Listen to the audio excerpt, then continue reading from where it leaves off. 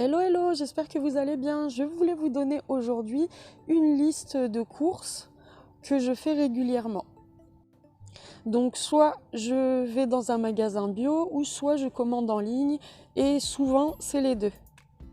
Pour que mon assiette soit équilibrée, donc comme je vous ai mis là, la moitié de mon assiette c'est des légumes, ensuite viande, poisson et féculents, légumineuses. On va commencer par les huiles. Donc ici, vous voyez l'huile de lin. J'en prends une cuillère à soupe par jour sur ma crudité par exemple.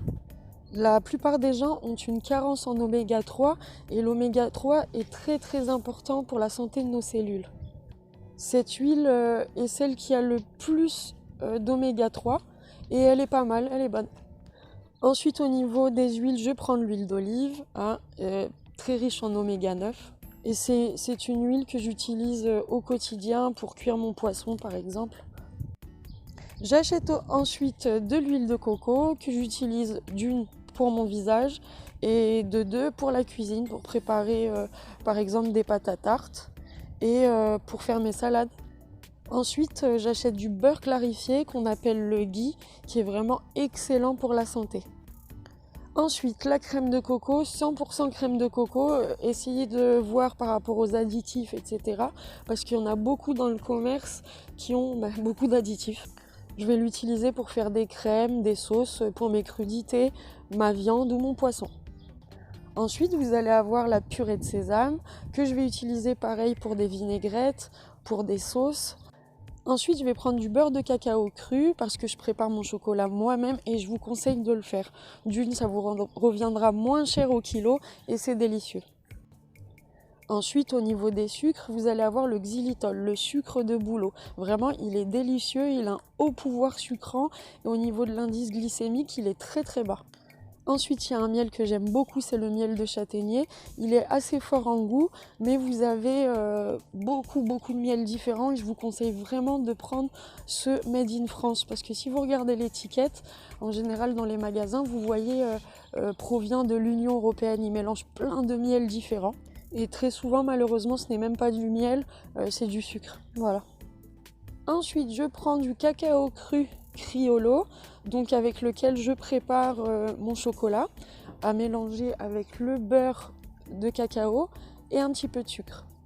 Vous pourrez comme ça, par exemple, fabriquer vos propres tablettes de chocolat facilement.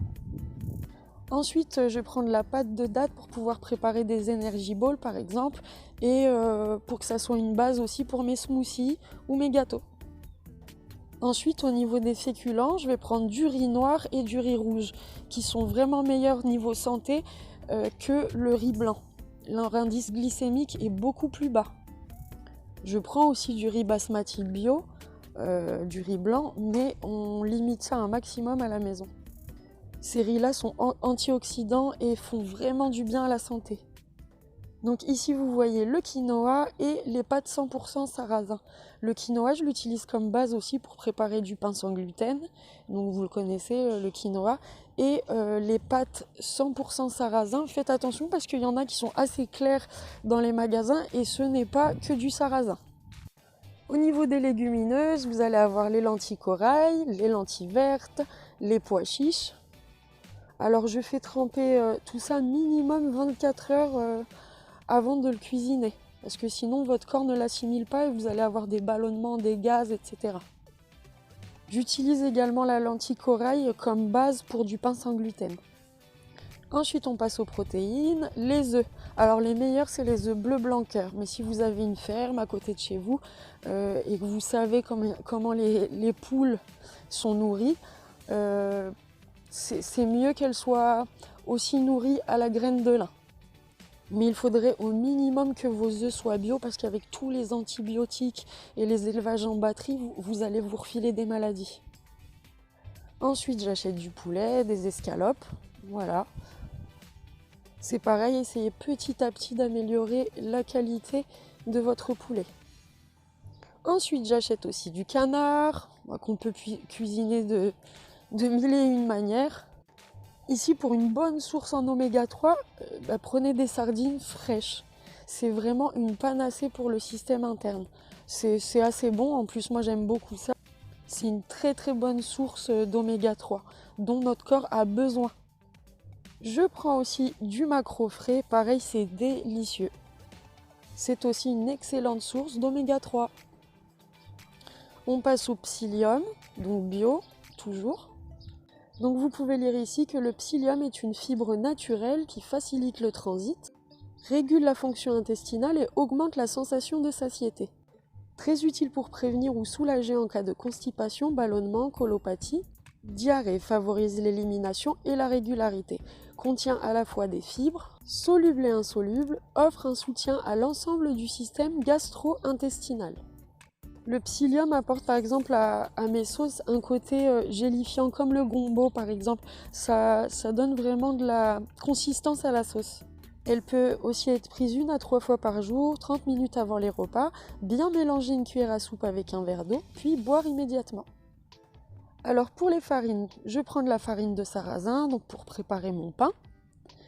Et elle est pas mal, j'aime bien le goût. Ensuite, la farine de coco que j'utilise pour mes bases de tarte et mon petit pain moelleux. Au niveau de la purée de tomate, faites attention à ce qu'il y ait 100% de purée de tomate, pas d'additifs, etc. C'est quand même quelque chose qu'on peut fabriquer à la maison facilement. Ensuite, je prends tout ce qui est oléagineux, amandes, noix de cajou pour préparer mes laits végétaux et aussi les faire germer un petit peu pour ensuite les consommer nature. Ensuite, j'achète des fruits et des légumes de saison. De saison. C'est très important vu que ça va déterminer leur qualité nutritionnelle. Je prends aussi des avocats pour faire les crèmes au chocolat et puis pour les entrées aussi, pour faire une bonne salade avec un oignon jaune par exemple, de l'huile d'olive, du gros sel. Donc ensuite, je vais prendre du sel de Guérande, du gros sel de Guérande. Il y en a aussi en fin, des épices, curcuma aussi, gingembre, curry, du poivre noir, du piment de Cayenne. Et ensuite, je commande mes tisanes chez Herbier de France ou Herbier de Gascogne. Je prends tous les mois la tisane d'ortie, le chardon-marie. Ça, c'est vraiment 2 récurrentes. Sinon, après, vous faites votre pharmacie petit à petit. J'utilise aussi dans le mois la verveine, le thym, le romarin. C'est vraiment des tisanes que je fais tout le temps. La rhodiola aussi, qui est déstressante.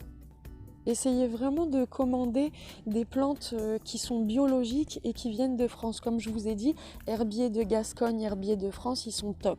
Et pour finir, je prends un bon savon d'Alep sans additifs. Faites très très attention à la composition. Faut pas qu'il y ait 36 milliards d'ingrédients. Pour un bon savon de Marseille, par exemple, je crois qu'il y a 5 ingrédients maximum, si ce n'est pas 4.